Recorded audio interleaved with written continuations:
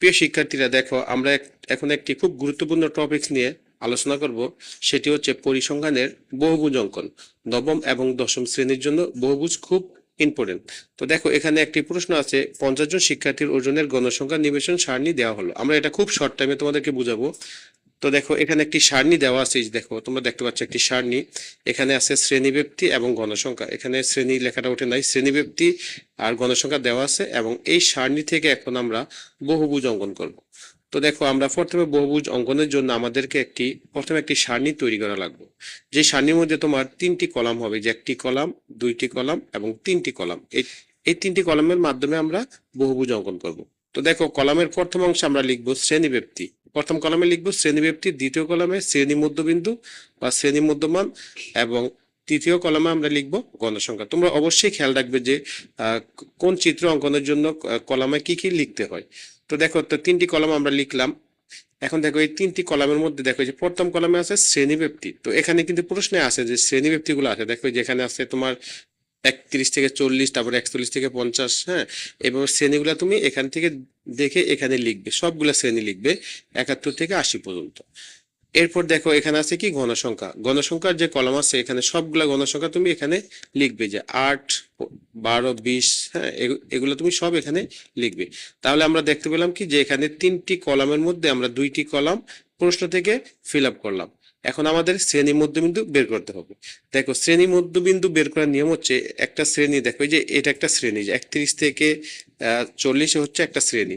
এই শ্রেণীর প্রথম যে সংখ্যাটা আছে এটাকে বলা হয় নিম্ন সীমা, আর পরবর্তী যে সংখ্যাটা আছে এটাকে বলা হয় উচ্চ সীমা। তো শ্রেণী মধ্যমান বের করার নিয়ম হচ্ছে, নিম্ন সীমা এবং উচ্চ সীমা অর্থাৎ 31 এবং 40 তুমি যোগ করবে। যোগ করার পরে তুমি এই ফলাফলকে তুমি 2 দ্বারা ভাগ করবে, তাহলে তুমি পাবে 35.5।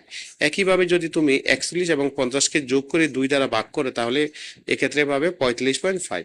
তাহলে এই নিয়মে তুমি সবগুলা নিচের যে সবগুলো আছে সবগুলার শ্রেণী মধ্যমান বের করবে। তাহলে আশা করি তোমরা সবাই এই যে সারণীটা আছে, এই সারণীটা তোমরা শ্রেণী মধ্যবিন্দু বের করা শিখছো। এখন দেখো, এখন আমাদের মূল কাজ হচ্ছে গ্রাফ পেপারের মধ্যে।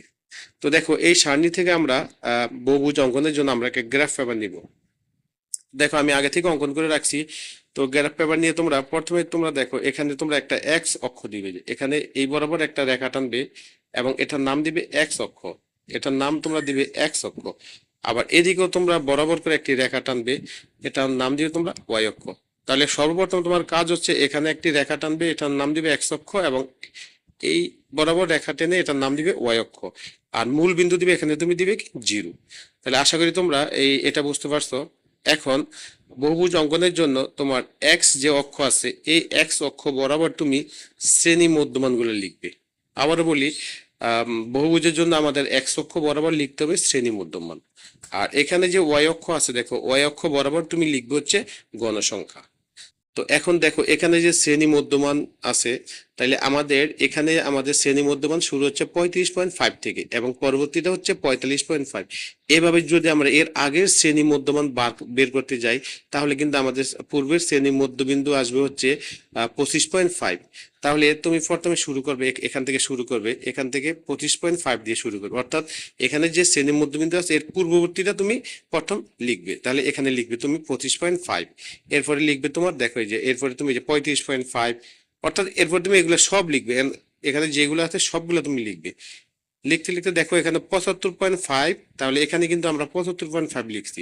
তাহলে এখানে আমাদের এর পরবর্তী যে শ্রেণী মধ্য বিন্দু আছে সেটা আমার লাস্টে লিখতে হবে। তো এটা যদি হয় 75.5, তাহলে লাস্টেরটা হবে কত, 85.5। তাহলে আমরা এখানে লিখলাম 85.5। অর্থাৎ বহুভুজ অঙ্কনের জন্য তোমার এর পূর্ববর্তী শ্রেণী মধ্যবিন্দু এবং এর পরবর্তী শ্রেণী মধ্যবিন্দু, এই দুটা তোমাকে এখানে লিখতে হবে। তাহলে আশা করি তোমরা এই এক্স অক্ষ বরাবর যে মধ্যবিন্দুগুলো আছে সেগুলো ফিক্স করা তোমরা শিখছো।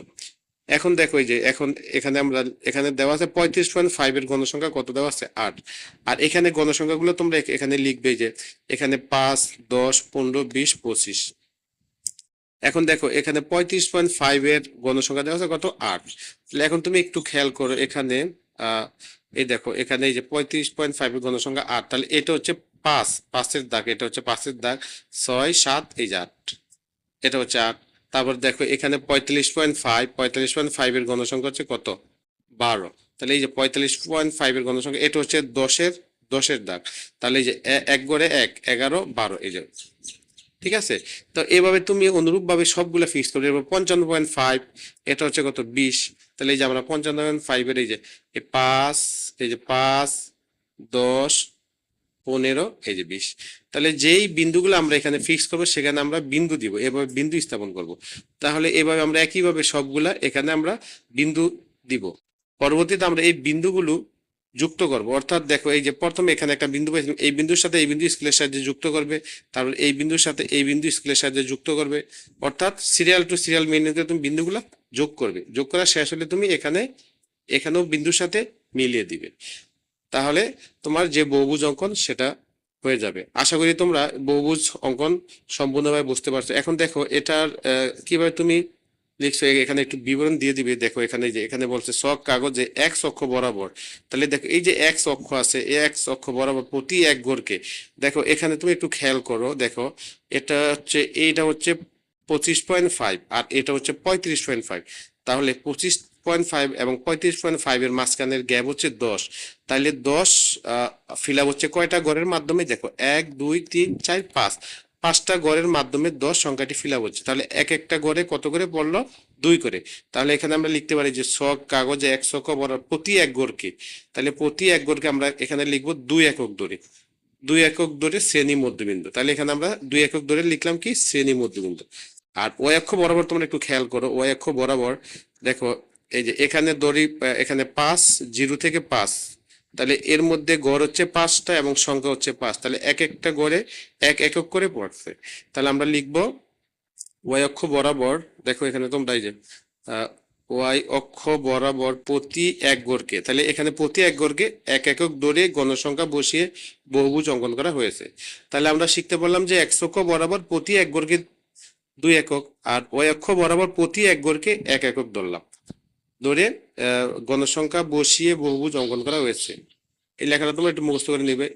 এবং মূল বিন্দু থেকে, এই দেখো মূল বিন্দু থেকে, যে মূল বিন্দু থেকে যে 25.5 পর্যন্ত এখানে লিখবে যে 25.5 পর্যন্ত গড়গুলিকে ভাঙা চিহ্ন ব্যবহার করা হয়েছে। অর্থাৎ দেখো এখানে কিন্তু শুরু হয়েছে 25.5, এর আগেও কিন্তু সংখ্যা ছিল, সেটাকে আমরা ভাঙা চিহ্নের মাধ্যমে লিখছি।